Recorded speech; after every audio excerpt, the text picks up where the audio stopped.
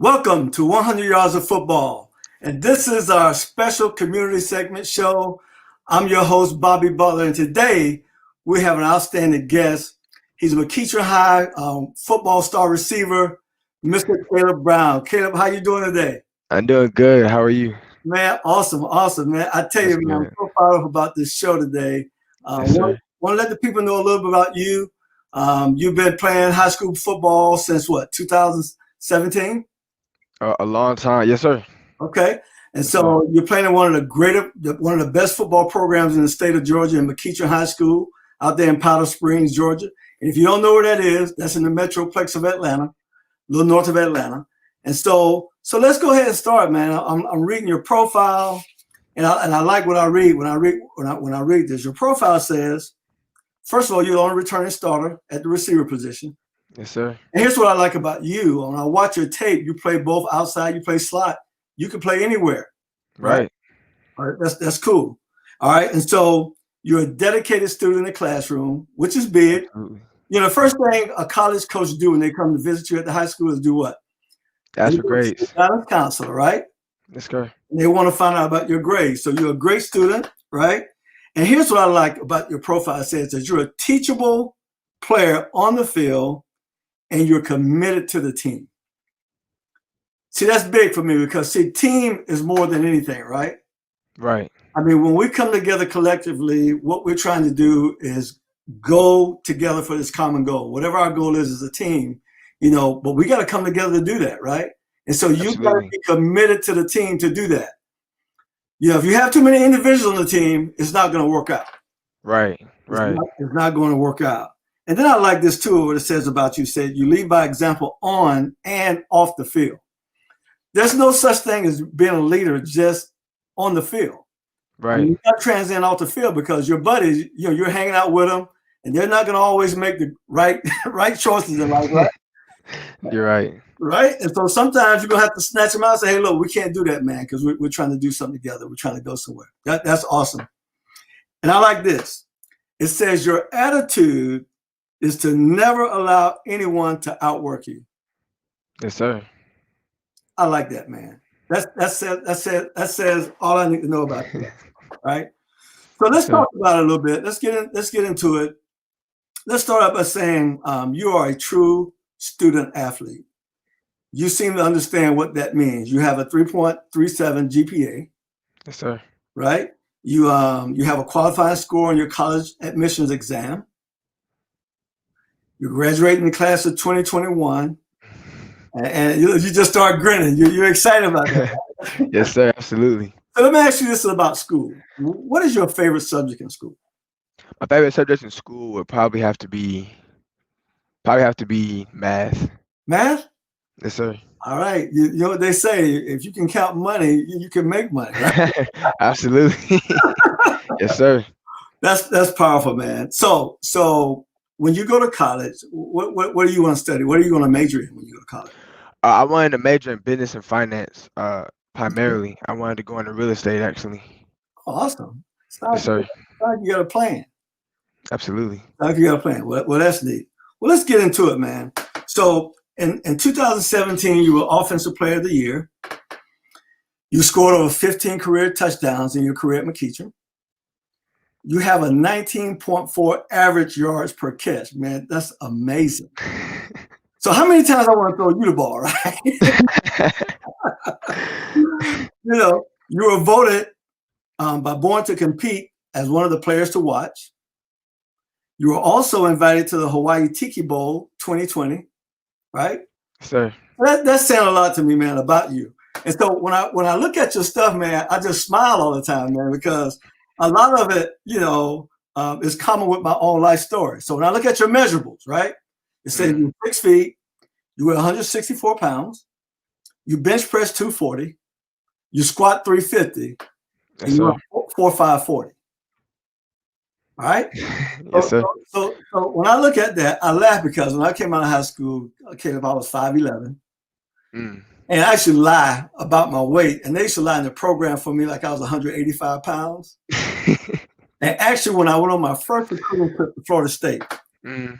The guy who was recruiting me said to me, he said, Bobby, now, when you go in the room, don't take your jacket off. I had one jacket to my name, my high school letterman jacket. From South Florida, way down the South, so we don't have jackets. And so I'm trying to figure out why he don't want me to take my coat off when I go in the room. Well, I go in the room and I'm telling you, it's in the winter months, and he had the heater on in the room, and I'm sweating like a dog in the room. But I kept listening to that voice said, "Don't take your coat off," and I couldn't figure that out until I got to school. I only weighed 145 pounds when I came out of high school, right? I was a tiny string bean, man. So I laugh when I see your height and I see your weight, 164 pounds. But you're strong. I mean, you're benching 240. I don't think I ever benched 240 until I got in the league, to be honest with you. Right? Weight wasn't a big part of the program for a guy like me. I mean, it was all about how fast you can run, and I could run. So I see your measurables now, but I know by the time you get in college, man, you're going to be, you may stay 6 feet, but you're going to be 200 pounds plus. I guarantee you, at least by your second year in college, right? Yes, sir. That's the goal. Yes, sir. Yeah, you're going to get there. It's just a part of your maturation, as you get older, and the way they're going to train you in college, and you're going to be sleeping with those guys day in and day night, and they're going to be sometimes calling you 4 o'clock in the morning to do certain things that you don't do that right now. You'll get to that. So here's what I like about your strengths, right? You got a lot of experience. Yes, sir. All right. You got a football IQ, and I can tell you got a great football IQ when I watch you play on tape. Especially, I like the way you position yourself when you're blocking downfield. You know what to do. I can just tell you're not hitting anybody in the back. You'll connect. You'll watch the running back, and you'll position yourself, and you'll drive your feet. Hey, man, that's telling me you know something about football. All right. Your route running is impeccable. I checked, my son, I had a son who played wide receiver, right? And so he was a route runner. And so I'm watching you, and you are a route runner. All right. I appreciate that, Coach. Yeah. And I like the way you separate. I like, you catch the ball, you're not trying to go down. You're trying to get extra yards. You're always getting the yak yards, right? Yes, sir. Every college coach want to see that. I like that. And you have great change of direction. I mean, you're a fluid guy. I mean, you dreadlock out, man. You don't wear, ladies and gentlemen, you don't wear dread if you don't have a great change of direction. Right? That's a part of the whole deal, right? Right. Part of the look. Yeah, so part of the look, man. So you got to do it. Well, look, man, I like you as a player. I've been watching for a couple of years, to be honest with you, and I like what you do. But I want to ask you some questions. I want the people to hear from you. This is important not only for us to hear, but there's a lot of kids to be watching the show. There's a lot of parents that's going to be in the same position that you're in with their kids in the future, and so I just want to ask you some questions. Right here's number one. How old were you when you started playing football? When I started playing football, I was 6, Coach. 6?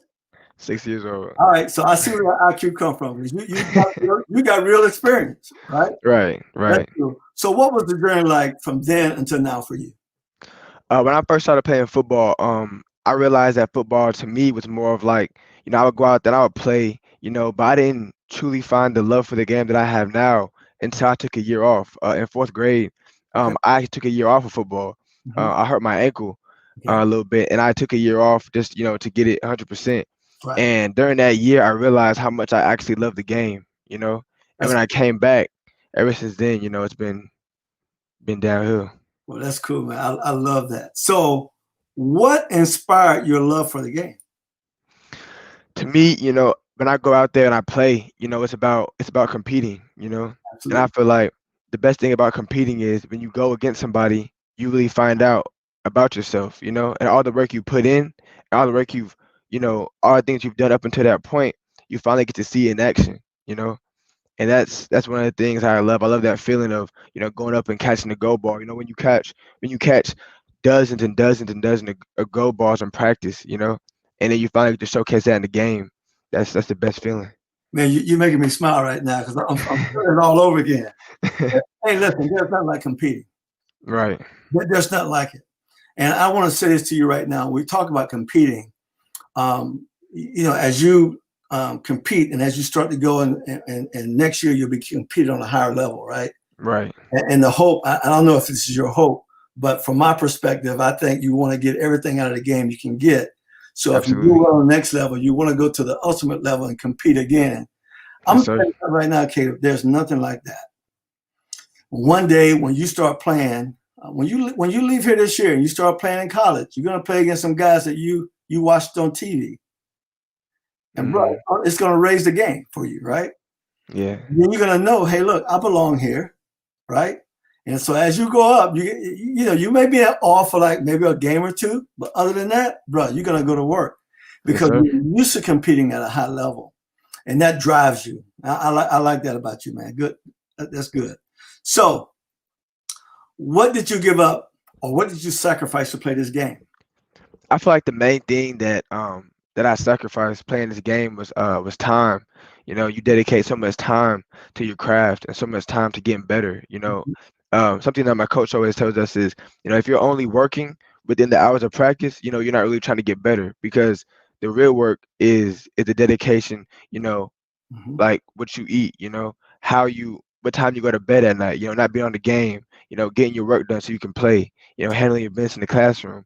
So I Absolutely. feel like one of the main things that I sacrificed as far as that has been, all the parties growing up, you know, like people going out having fun, you know, but you gotta Right, stay and you gotta work, you know, you gotta work. right, So absolutely. time. Yes, sir. Man, that's powerful. And I'm gonna add one thing for you, right? I'm gonna give you some tidbits, right? I'm an Mm, old guy. I'm 61 years old now, but I played football for 24 years.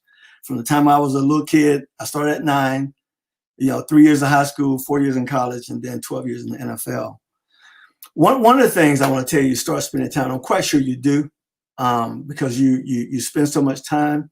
Is a lot of people forget the mental work, right, right? right. The visualization, the imagination. Mm, I'm gonna tell you something, man. That's the most powerful tool that you have is your thoughts and how you imagine and how you visualize yourself making plays. You know, I used to see myself as a kid when I was in high school. I played quarterback, right?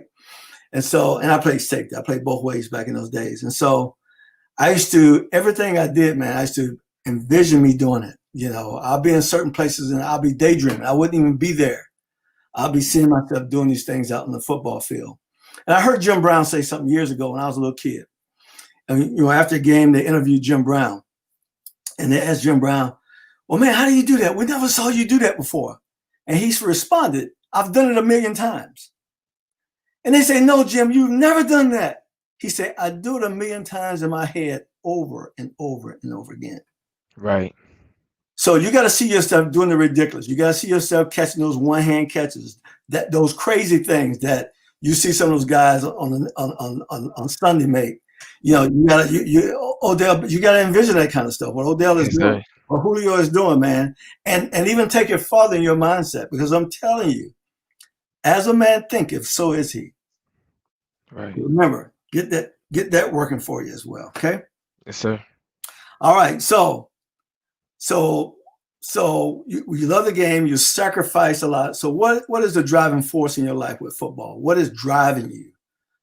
If you would say, what is driving you to play the But game? what's driving me in football right now is just to be the best I can be. You know, I feel like football for a long time it's kept me, you know, in a good place because growing up, you know, football teaches you important skills like teamwork, you know, and putting other people before yourself, you know, and working hard, you know, and also, you know, coaches try to instill in us, you know, integrity, you know, so that just because he might not be watching at the moment, you know, if you're running or if you're doing something, you know, don't skip reps in the weight room, you know, don't jog off the ball when coach is not watching, you know, and things like that. I feel like are important life lessons that I've gotten from football, you know, growing up, That's and cool, things like that definitely definitely drive me to play and keep going to learn more. man. That's awesome, man. I mean, you're on the right path. I like that about you. So I'm gonna ask you this question. I'm reading your profile. It says that you're a leader on and off the field. So what is your leadership style? My leadership style is I like to tell people this all the time. A lot of people think that being a leader is, you know, guys that say, "Hey, you know, get off your knees," or "Hey, went through the line." You Mm-hmm, know, that's part of what a leader is. mm-hmm. But if that's all you're doing is just telling people what to do all the time, you're not a leader. You're a boss. I say, well, I, you're a boss. I You like know, I what a like leader is. What a leader is to me is someone who works and works over an extended amount of time to make themselves better, so that when people look at them, they think, wow, I want to be like that guy. And you work and you lead by example.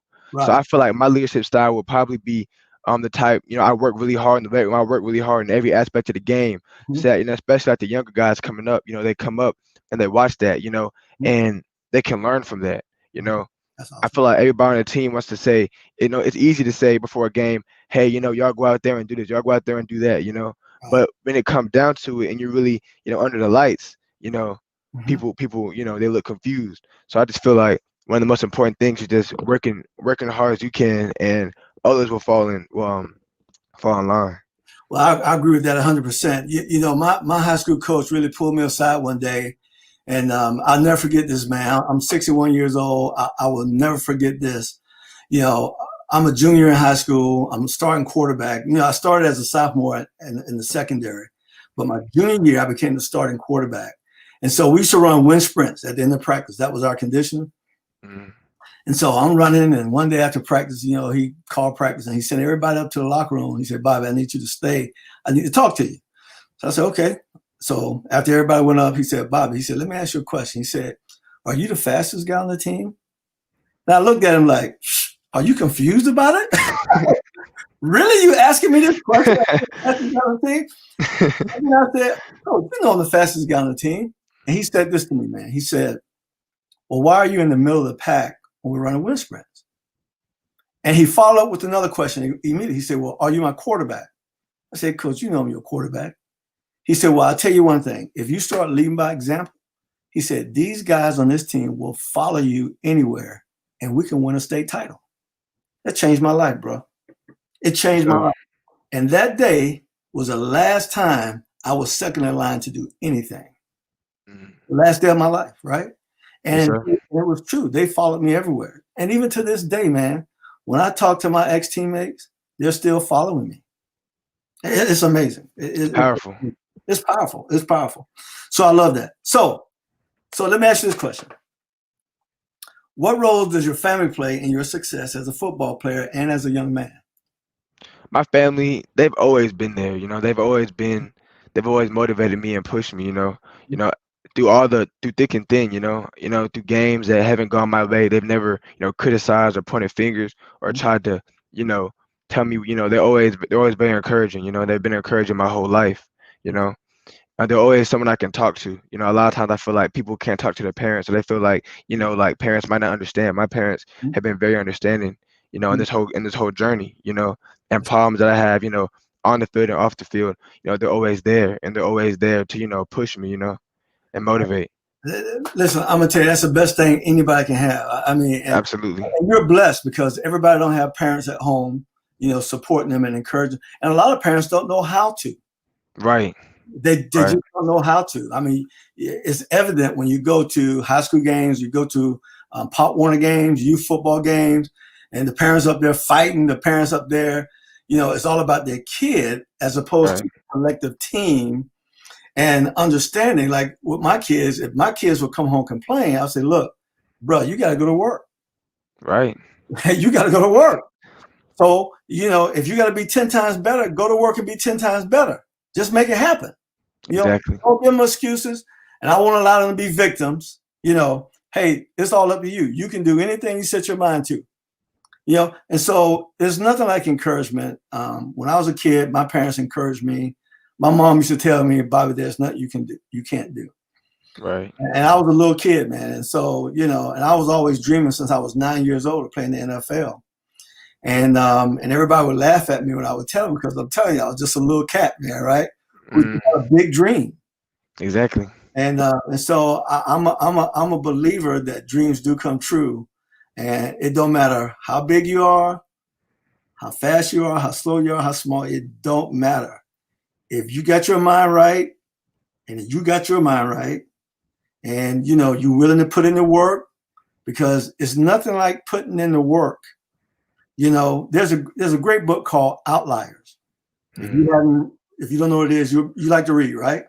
of course. This book called Outliers. Okay. And the gist of this book, it's a thick book, and it takes people in all phases of life, successful people, whether they're athletics, whether it's music, whether it's business, being a teacher, whatever, successful people in life, and they've come up with the formula that makes one successful. And here it is. You got to put 10,000 hours of work in. Now, when we think about that, that's a lot of work, right?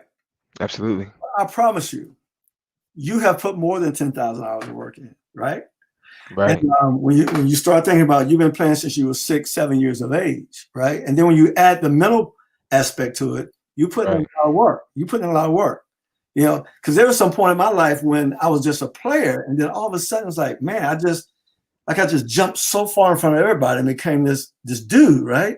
I got my 10,000 hours in. That's the way I explain it now, right? Right. So read that book. It's a great book to read, man. Yes, sir.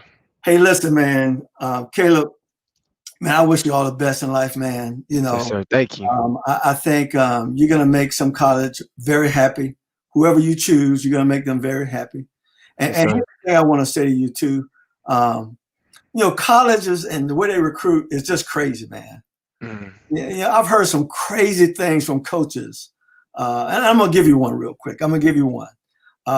My second son was being recruited. He played football, played wide receiver. And we were at this prestigious school and called Notre Dame. And one of the assistant coaches on the staff knew I played football with Dion in Atlanta. And he started to tell me how he was at Georgia at the time. He was an assistant coach at Georgia. And he went to Fort Myers to see Dion playing a high school game. Now, Dion played quarterback and safety too in high school, right? Right. He said, Bobby, I've never seen a guy play like that, like Dion did in that high school game. He said, but after the game, I went into the locker room and I started watching him undress. And he said, I looked at his calf muscles and he said, they look like that. And he said, I said to myself, I want you to hear this now, that there's no way that Deion Sanders can play in the SEC with calf muscles that look like that. And he said to me, he said, how stupid was I for even consider saying that? I said, it is what it is. I said, at the end of the day, what you need to do is look at tape and see, can this guy play? That should be the only measuring stick. Can he play? Can he play? I don't care how big he is. Can he play? And what does he do when he faced the best competition? Exactly. Because I feel like a lot of times people get wrapped up in so much of this outside stuff, you know, they forget, you know, you're recruiting this guy to play football, you know. So all this stuff all this stuff that they're going around, you know, it's like they lose sight of, you know, the reason they're getting the guy here, you know. It's about making plays, you know, and putting up. Absolutely. I remember you know, I was really close with Evander Holyfield, you know, and you know, I used to travel around the world, see him box, and we were great buddies. And when he went from cruiserweight to heavyweight, you know, everybody, all the so-called experts, Caleb, would say this about him. He's not a heavyweight. But when they bring a heavyweight in, he's knocking them all out. But everybody's saying he's not a heavyweight. Dude, he's knocking everybody out. Right. Even when Tyson got him, he knocked Tyson out. Right. But still, everybody to this day, when they talk about Evander, well, he was never a heavyweight. Really? In my opinion, he's the greatest boxer of all time. But anyway, hey, man, thank you for coming on the show. Thank you for having me. We're following you, man. And there's a lot of college coaches that watch the show. And I'm telling you right now, look at this young man's huddle tape. You know, he's got the full package. He can play. You'll be happy that you chose a guy like Caleb Brown. Caleb, I appreciate that, Coach. Thank you again for coming to the show. Hey, folks, if you love the video, like it, share it, comment it. This is 100 Yards of Football, and this was a great segment, our community service segment. Caleb, again, thank you for coming on the show. Yes, sir. Hey, man, thank you for having me. I'm a follower of yours, and listen, wherever you go, I'm a fan. I'm going to be cheering for you all the time, right? Yes, sir. Thank you. Thank you again.